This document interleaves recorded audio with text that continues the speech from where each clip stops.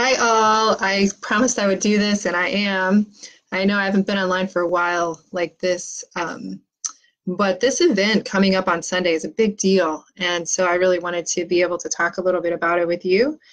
And so as I speak, even though it's super rainy here in Missouri where I am, we've got some sleet coming down here. Venus and Jupiter are nearing each other. So some of you are going to have some really bright, clear skies. Maybe you saw the unicorn meteors last night. So just let me know if you did. But and also maybe let me know if you are seeing Venus and Jupiter where you are. And it's so powerful because they are close to the center of our galaxy, which is really a power point.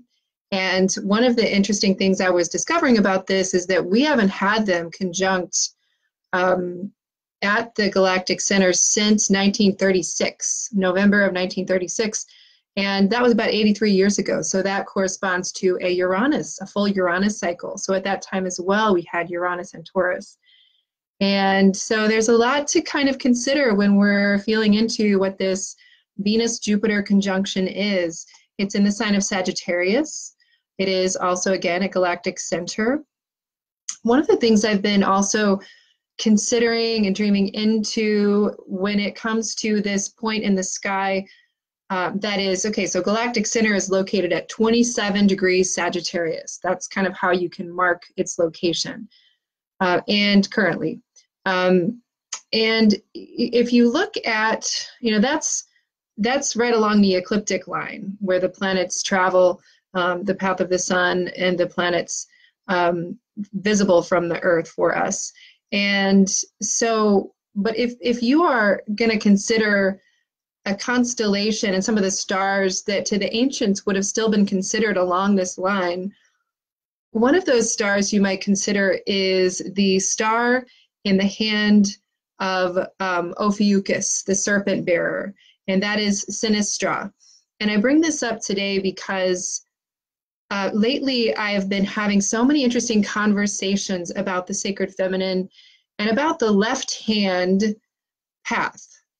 Now, there's a lot of energy around that. So when I say, maybe I don't want to say path because there's so much kind of association with that. That's kind of murky. But recently, I was in this just really wonderful conversation. I was very privileged to spend a little bit of time in a small group with an indigenous elder from Colombia, and he has been overseeing this project in Colombia where he's creating a pedagogy of Mother Earth, and he is bringing together indigenous groups to support in articulating what some of the key universal concepts are that emerge from the root languages of these indigenous groups. And really paring that down, really getting down to those essentials. And he had just, in our conversation, he had brought in a number of things that really resonated for me. And one of those was to speak into the way that he said, the left, he literally said, the left hand, this is the feminine side, this is the feminine hand. And he talked about the directional flow. The way that the earth spins, that it spins counterclockwise, which is that leftward direction, and kind of honoring that is a feminine path. And because my sun is conjunct galactic center, I was born at the winter solstice or near the winter solstice. I think lately I've been asking, well, what are the other layers beyond the center of the galaxy that we can consider that are activated at this point? And again, it's Sinistra, which is that star in the left hand of the serpent bearer, or the great dreamer in the sky, Asclepius, Ophiuchus. And so, we are approaching a Neptune station soon. And so we can also tune into, this is the time of year of dreaming. And it is the time of year when the sun is moving through the portion of the sky that's activating Asclepius, Ophiuchus, however you want to refer to this great figure in the sky. So I wanted to also honor that and bring that in, that the sacred feminine is very much involved in this conversation with Venus and Jupiter at Galactic Center, because Venus herself can be seen as the expression, the feminine principle, as the goddess though she does express the full spectrum of the feminine qualities, which encompass yin and yang, which is a longer conversation. But the feminine is very much alive, present, speaking to us now with Venus, with Jupiter, which Jupiter expands everything that it touches. And so Jupiter is going to be expanding that influence of the feminine divine. And then also, again, as I was mentioning, there's also that connection to the left hand of the Ophiuchus, the serpent bearer. And so that's just another layer of that activation. So we have, though, Jupiter and Venus in the sign of Sagittarius. So let's consider what that might be about, how we break that down, how we tune into that. And so Sagittarius is the sign that really has to do with that part of ourselves that is on a vision quest, that is deeply seeking truth and meaning, wanting to comprehend, ask the big questions like, why are we here? What is the meaning of life?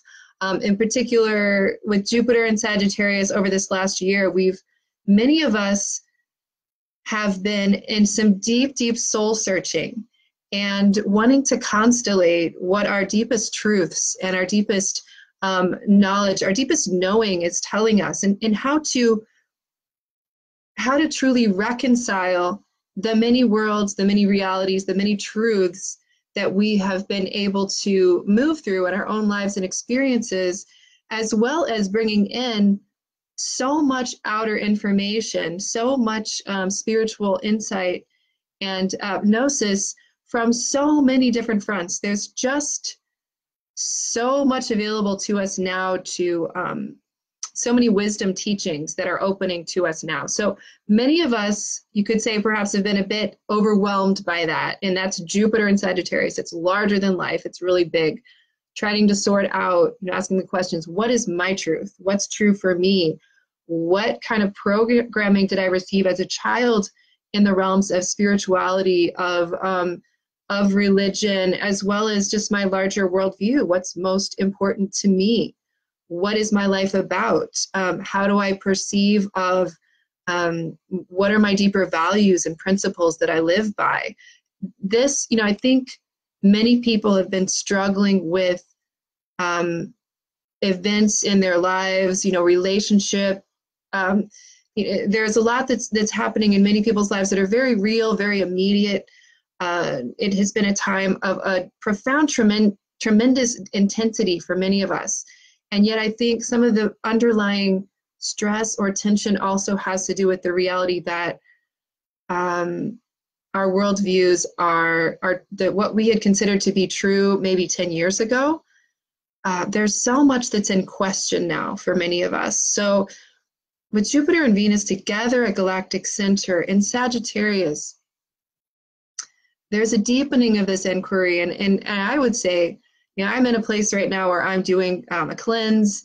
I'm spending more time in meditation. I have the privilege to do that. And just taking more time to just get still.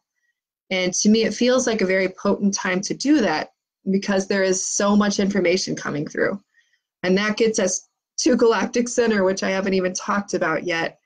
And yes, I just want to mention first that Rebecca mentions Asclepius' daughter is Hygeia. Yes, absolutely. I want to mention, I have to say something about that, Rebecca, and I will get back to Galactic Center.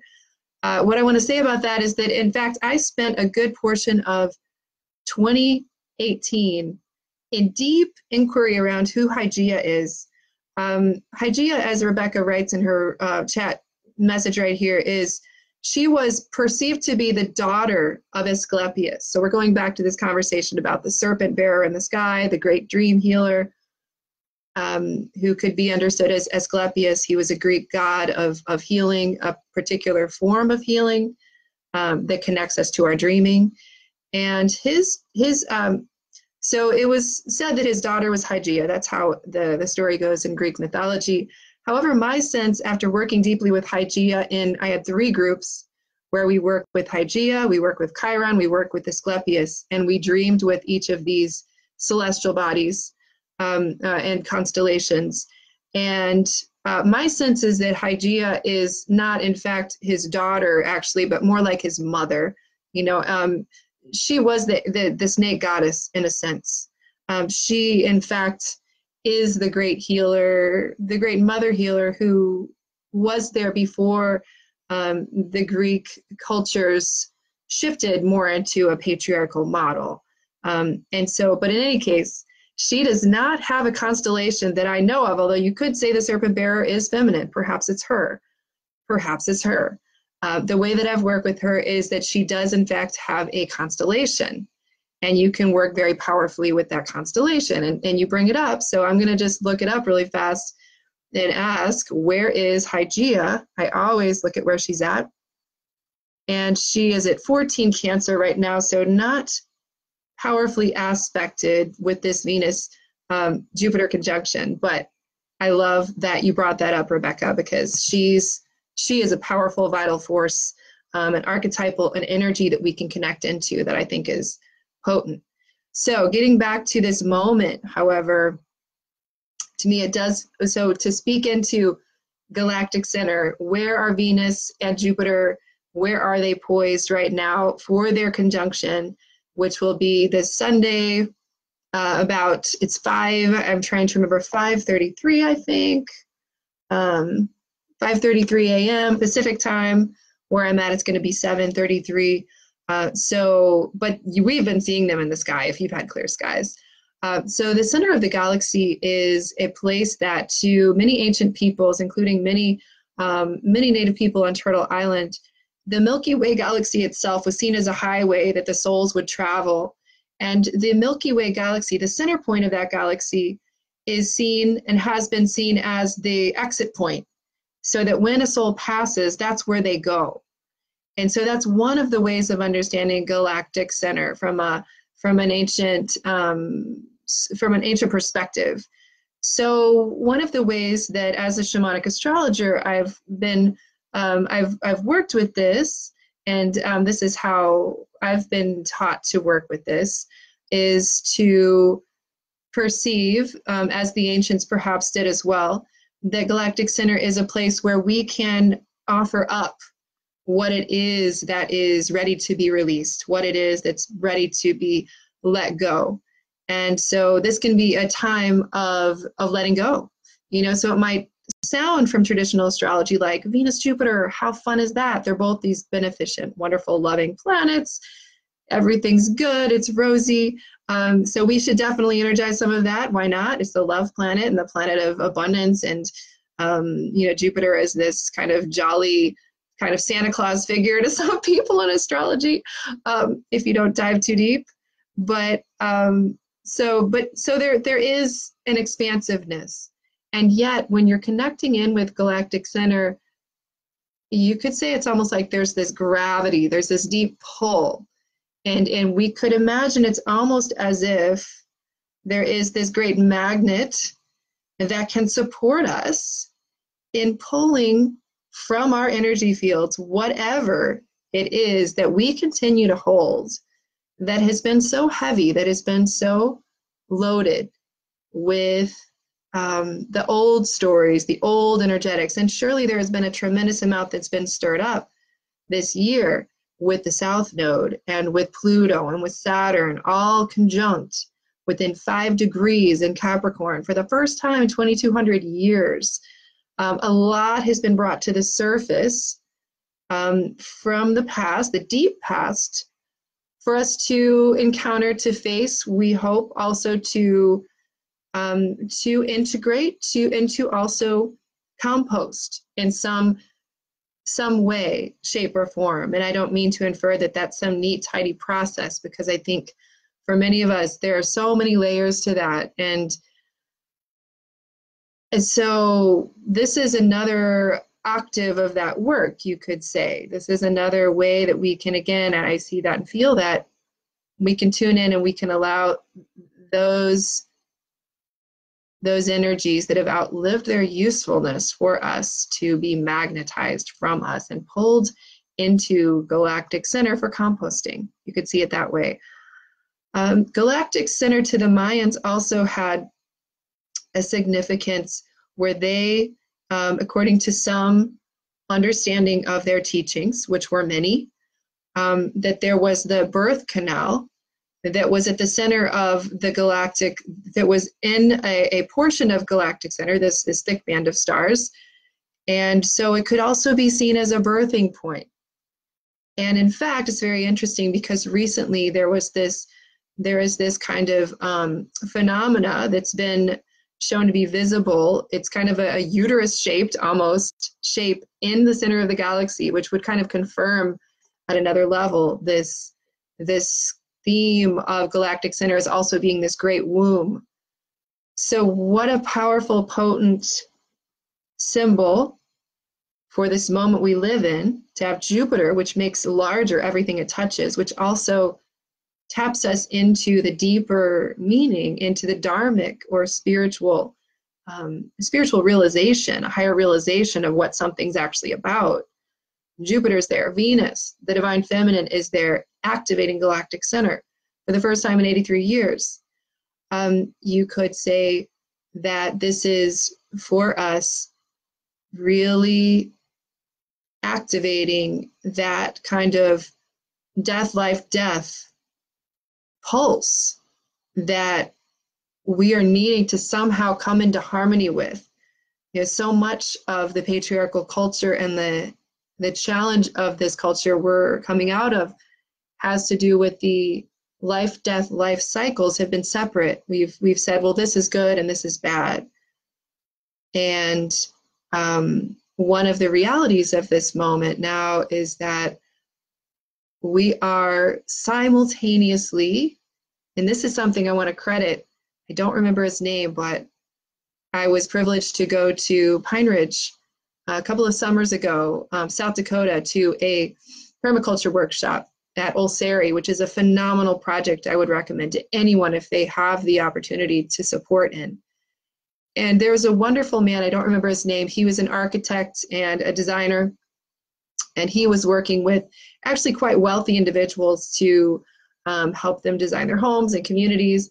But he was also doing this larger work in community. And what he said he was running into again and again was the reality that we are simultaneously hospicing a dying culture, even at the same time that we are attempting to give birth to or midwife a new human society. And that really resonated for me. And I've definitely spoken of that since. And that if you really think about it, that Galactic Center also as this kind of cosmic womb, but also as the exit point, carries perhaps those energies as well. You can understand it as being a place that is currently activated that invites us to drop into the wisdom that lives in our bodies, in our bones, in our genetic heritage, really at the deepest level of our DNA, that can help us personally, collectively, to navigate these currents internally, externally, where a part of ourselves is needing to die a good death. We're needing to let go, to really drop these layers of perhaps addiction or modes of thought that don't serve, but that have a lot of momentum. It's for us to lay these things down. And it's for us as well to truly welcome and create a safe haven for what wants to be birthed in us anew. And to be able to simultaneously do this in such a potent way, which is actually what life's about, but we've been trained in a sense to work in a much more rigid way. Well, it can feel awkward. So my sense is that's part of the gift of this Venus-Jupiter activation at Galactic Center. And Paul is asking, did you say hospicing? And I said, yes. I don't know if that's really a verb, but yes, I said hospicing. I verbed it. So yes, that we are, and Paula, yes, I'm so sorry about your dad too. That this is something that you know quite a lot about recently. So I'll say I actually just, just want to say that for myself, I have a deep, deep love of the Galactic Center just because of spending many, many nights just connecting to that part of the sky. You know, when you have a part of your chart, a part of the sky that was activated at your birth, like that, you know, the sun was with Galactic Center when I was born. You can cultivate a very intimate relationship with that. So when I wake up early in the morning, often it's because, you know, at certain times of year, I'll realize it's like, oh, I haven't seen that part of the sky, haven't connected to that. So I'll go out and connect with it. I love the center of the galaxy for so many reasons. It's such a potent, alive being to me. And part of it as well is that when I was, that I lost my father 2 days after my birthday, and my personal Venus return on December 23rd of 2012, 2 days after the great activation of the sun at, well, around that time, the sun at Galactic Center, which, you know, many astrologers, many were talking about at that time, that my father passed right as the sun was activating Galactic Center, was quite near it. And the feeling that I had around the time of his death and what we our family experienced, because we were all together, to me felt like a direct transmission around the profound illumination and love that we can access when we do work with this part of the sky from a place of humbleness and a place of open-heartedness. I'll just say, when my dad passed, it felt as if there were at least 3 days where all of us were so profoundly connected. I have an enormous family, and we were all, even though we have our differences, there was just so much light and so much love and so much opening and awakening that was happening at that time. And I really do think that with Galactic Center activated now by Venus, by Jupiter, that this has to do with profound opening to grace, as well as a deepening into a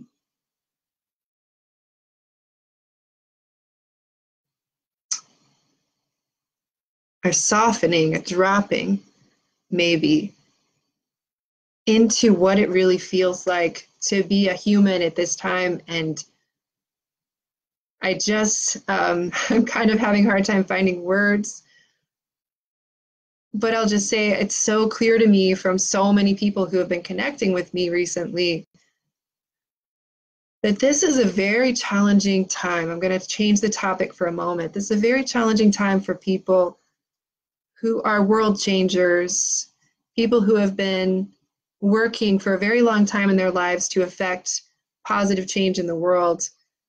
Some individuals who have been on that path are thriving. You know, they're really meeting their next kind of, they're really feeling good, and they're seeing so much come to fruition.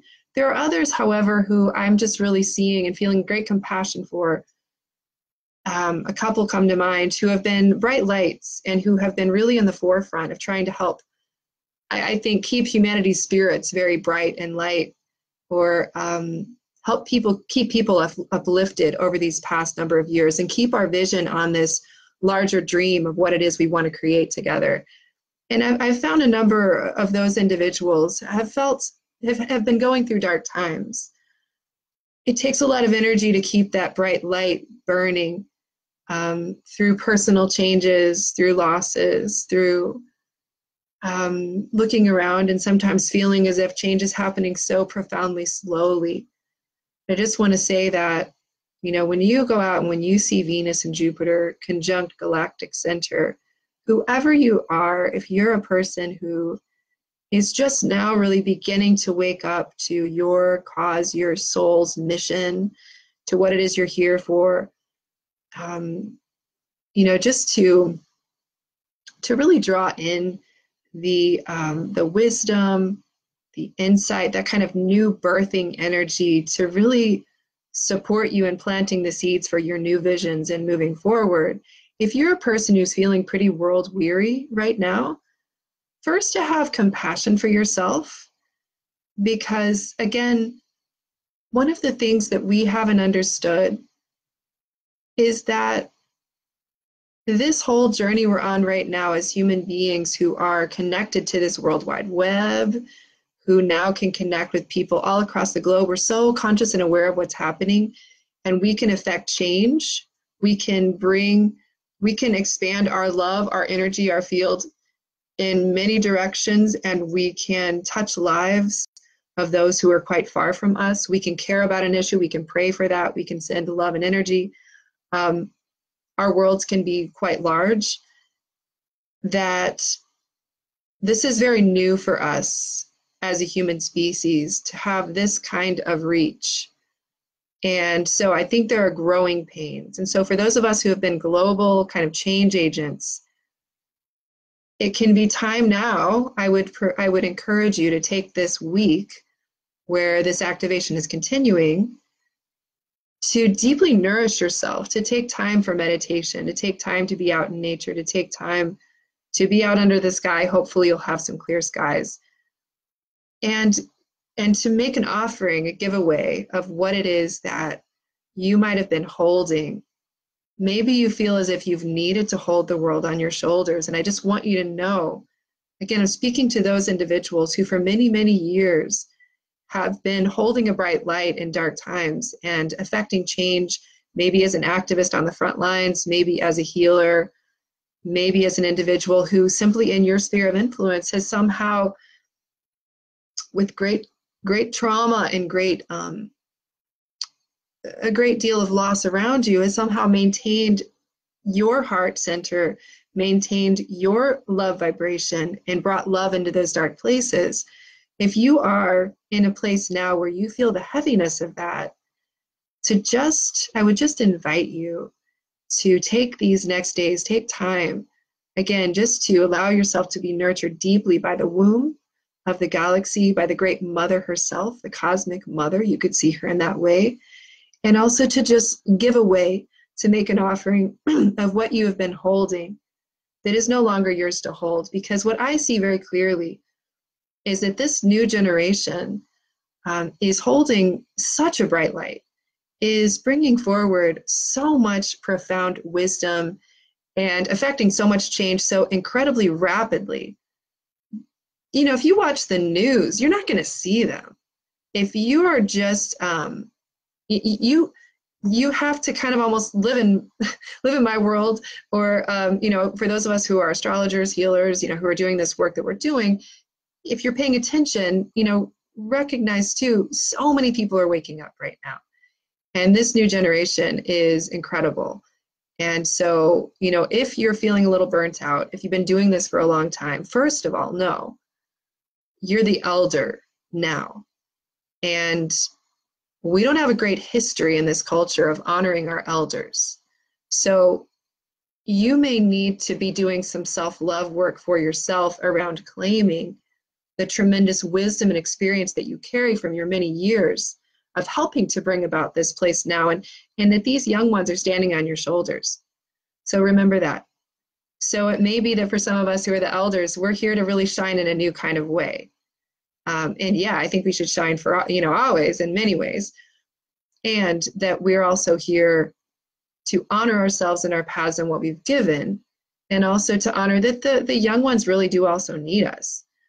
They need us to stand in our own self-love and to honor and cherish the wisdom that we've transmitted.